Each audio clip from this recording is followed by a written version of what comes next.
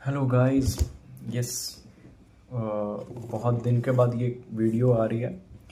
But मैं कोई regular views के लिए यूट्यूब पे वीडियो नहीं बना रहा हूँ। मैं वही चीज़ बताता हूँ जो नाउ डेज हो रही है हमारे देश में। और काफ़ी आजकल स्टेट ऑफ हॉर्मोस का जब से और ईरान वॉर एक्सकलेट हुआ है, वो एलपीजी गैस के लिए काफ़ी देख रहे हो कि देश में किस तरीके से बनी हुई है आपकी रिक्वायरमेंट। इसी पे मैं थोड़ा सा मैंने रिसर्च किया, मैंने टाइम लिया, क्योंकि मैं वही इन्फॉर्मेशन आपको दूंगा जो एग्जैक्ट ऑन ऑन ग्राउंड है, रियलिटी है, with all the reality checks और which is already documented. So थोड़ा सा अगर इस चीज़ पे हम ध्यान देंगे तो आई थिंक कि 28th और 27th of February, when I'm not I might not be accurate on the date, but still last week of February में ईरान वॉर एक्सकलेट हुआ। एंड फ्रॉम दैट टाइम हम ये सुन रहे कि एलपीजी क्राइसिस है, oil crisis है, ठीक है। एंड बट इन इंडिया आप देखो, आप ये देखो कि मतलब कि जैसे ही ये न्यूज़ आया, आप एक लंबी कतार गैस के लाइन में, एलपीजी सिलेंडर के लिए आप लाइन देखे होंगे। और सेवरल वीडियोस न्यूज़ में ये आ रहा है कि एक पैनिक सिचुएशन है। तो मैं उसी चीज़ पे एक दो चीज़ आपको बताऊंगा और आप खुद ये जज करो कि ये कहाँ तक सही है, ये एग्जैक्टली क्या हो रहा है और क्या नहीं हो रहा है। अगर कभी भी एक न्यूज़ आता है कि for example state of Hormuz आपका ब्लॉक किया गया है, हमारे जितने भी टैंकर हैं वो वहाँ से एलपीजी लेके नहीं आ पा रहे हैं, लेकिन इसका मतलब ये नहीं कि दूसरे दिन से आपको आपके देश में क्राइसिस क्राइसिस होने लगी गैस की, क्योंकि ऑलरेडी हमारे देश में, फिर हमारे क्या बहुत सारे देश में स्टॉक तो ऑलरेडी होता ही है, जो एटलीस्ट कम से कम, अरे बहुत नहीं तो कम से कम 10 दिन तो चलेगा उस सेम रेट पे। बट आप देखो कि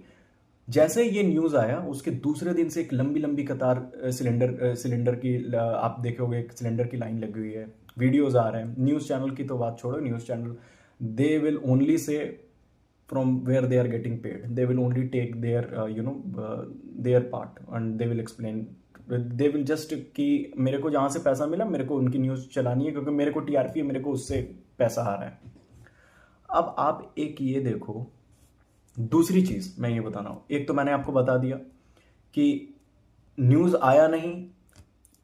और लाइन ये सिलेंडर की पहले लग गई। तो आप ये देखो कि लोग इन्फ्लुएंस हो कहाँ से हो रहे हैं, ये सिचुएशन सच में है या फिर क्रिएट किया जा रहा है। क्योंकि मैं आपको दूसरी चीज बता रहा हूँ जो आपको प्रूफ कर देगा कि this situation is being created by whom, X Y Z, I don't know. आप लोग को ज्यादा इंफॉर्मेशन अगर होगा तो आप इस चीज को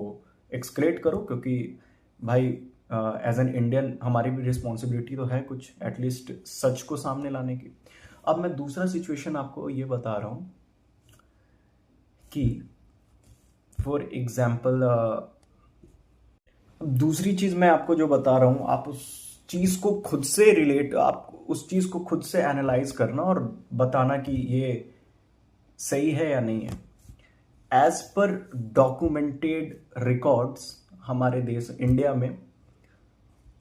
approx 45 to 50 lakhs LPG supply थी, जो मतलब रिक्वायरमेंट थी ऑन अ डेली बेसिस। जैसे ये न्यूज आता है, वो जो हमारी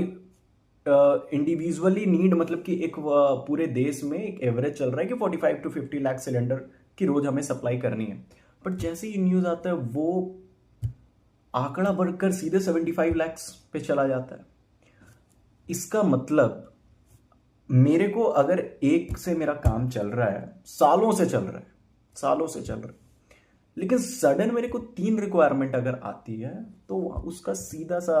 एक मीनिंग यही निकलता है, we are doing black marketing. हमारे देश में अगर क्राइसिस भी है या ऑन फ्यूचर हो सकती है, लेकिन अगर हमारा एक में काम चल रहा है, लेकिन अगर हम 3 ऑर्डर कर रहे हैं तो वो किसके लिए कर रहे हैं, वो कोई, मेरे को नहीं लगता है कि ये समझने में किसी को मुश्किल होने चाहिए। ये it is pure sign of black marketing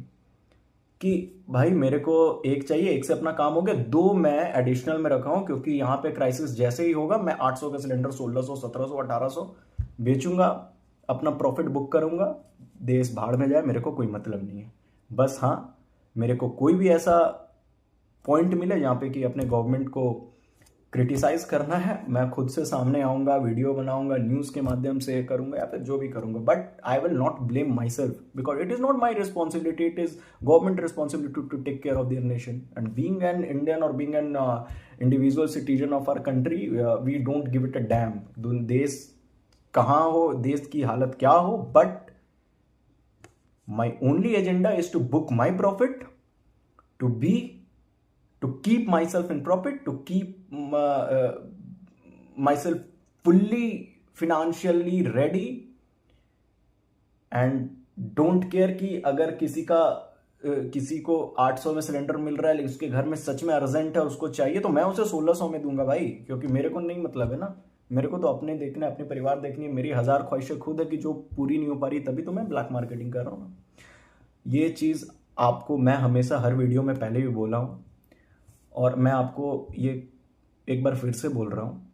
कि गवर्नमेंट को तो 1000 बहाने हैं हमारे पास या 1000 रीज़न भी हो सकते हैं क्रिटिसाइज़ करने के लिए, लेकिन मैं आपको बार बार बोल रहा हूँ कि ये देश सिर्फ गवर्नमेंट नहीं चला रही है यार। गवर्नमेंट तो अपना एक्सटर्नल इंटरनल जो भी अफेयर देखे, उनके पास भी लाख काम है, हम और आप जॉब करते हैं, हमारे पास भी सर्टेन काम है, उसके बाद हम अपना बचा हुआ टाइम किसी और चीज़ में लगाते हैं, तो गवर्नमेंट के पास भी 1000 काम है और वो कर रही है। अगर ये पैनिक सिचुएशन है तो गवर्नमेंट ऑलरेडी काम कर रही है, जिसका एग्जांपल आप खुद देखो, 25% जो एलपीजी का जो आपका उस पर ये बोला गया कि आप 25% इंक्रीज करके एलपीजी प्रोडक्शन करोगे, और एलपीजी प्रोडक्शन 23 मार्च से अप्लाई हो गया है। LPG production is increased by 25%। तो गवर्नमेंट अपने एंड से काम कर रही है। और दूसरी बात, हम भारतीय होने के नाते ब्लैक मार्केटिंग कर रहे हैं या फिर अपने गवर्नमेंट को सपोर्ट कर रहे हैं, वो जो कर रहे हैं वो बेटर इस वीडियो को देख के समझ पाएंगे। तीसरी बात, मैं एक चीज़ और नोट किया हूँ कि हमारे देश में ईरान में एक्सक्लेट हुआ और ये जो खेमेनी की death report I don't know whether it is true और नॉट, बिकॉज इज़राइल और अमेरिका जो अपने हर एक अचीवमेंट पे प्रूफ एंड रिकॉर्ड के साथ उस चीज़ को क्लियर करते हैं, बट अभी तक उनके एंड से, ना इजराइल के एंड से ना अमेरिका के एंड से ये क्लियर प्रूफ वीडियो फुटेज नहीं आया है जो क्लेम कर रहा है कि खमेनी